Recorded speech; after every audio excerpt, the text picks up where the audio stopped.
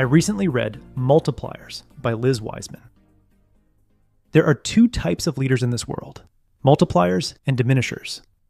Multipliers make you feel smarter. They issue challenges that stretch your abilities, ask hard questions to get you thinking, and give you space to do your best work. Diminishers make you feel stupid. Diminishers believe they're the smartest people in the room, so they tell people what to do and constantly correct their team's work. They try to be helpful, but end up being black holes, sucking the energy out of everyone on the team. Author Liz Wiseman set out to better understand why some leaders were multipliers and others were diminishers. So she traveled around the world, asking professionals to identify multiplier or diminisher leaders they had worked for. She found 150 multipliers and diminishers, then conducted 360-degree interviews with their teams. In the process, she saw firsthand what impact multipliers and diminishers had on people's careers. One man named Derek was a talented Navy sailor who graduated at the top of his electronics class.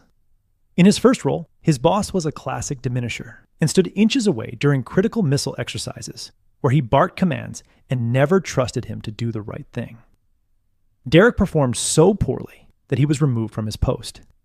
But then, 3 months later, a new commander arrived. This commander immediately believed in his team and gave Derek a second chance. The commander got Derek back on the controls and said, "I'm counting on you." Derek began setting new missile exercise records and rocketed up the ranks to lieutenant commander. Same guy, different leader, totally different outcome. People flourish or flounder based on whether a leader multiplies or diminishes their potential. Begin each week by considering how you can execute the 5 multiplier disciplines, which I've simplified down to 5 S's: spot, set, stage, stop, and shift. Discipline number 1, spot people's genius. The best multipliers are talent scouts.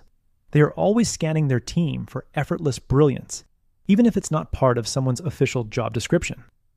For example, a multiplier will notice when a customer support rep has a knack for calming down angry customers and turning complaints into compliments. They will publicly celebrate the rep's skill in team meetings and move them to handle the toughest cases. By leveraging their brilliance, the rep becomes more engaged, and by publicly praising their talent, it tends to expand and inspire others.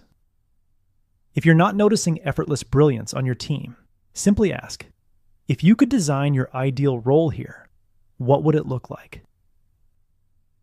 Discipline number 2, set bigger challenges. The English poet William Blake once said, "Great things are done when men and mountains meet." When you challenge your team with harder problems, you draw the brilliance out of them.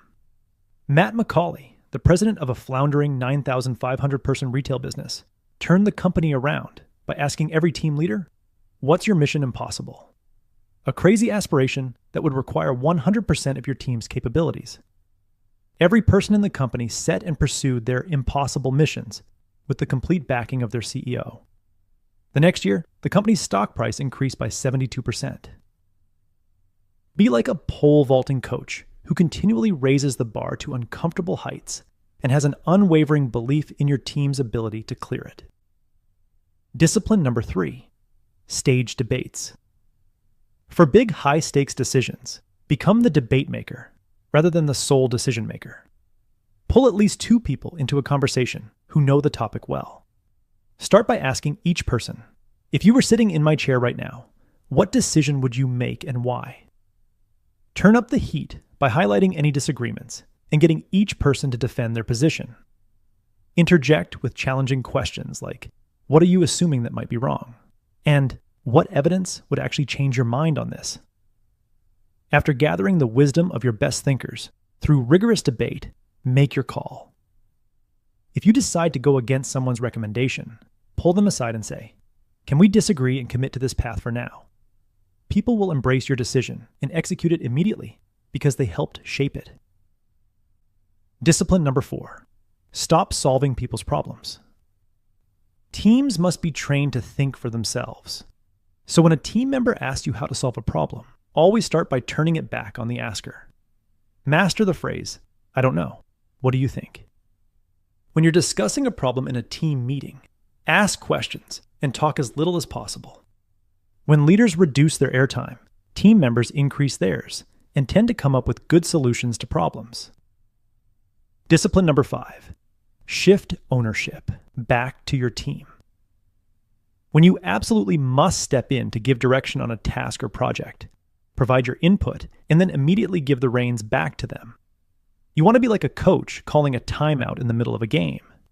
You give direction, then send them back onto the field and give them all the credit when they win the game.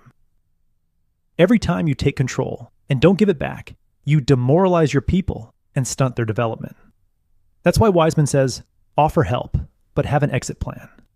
Use statements like, I'm happy to help you think this through, but you are still the lead on this. Or, those are thoughts to consider. You can take it from here.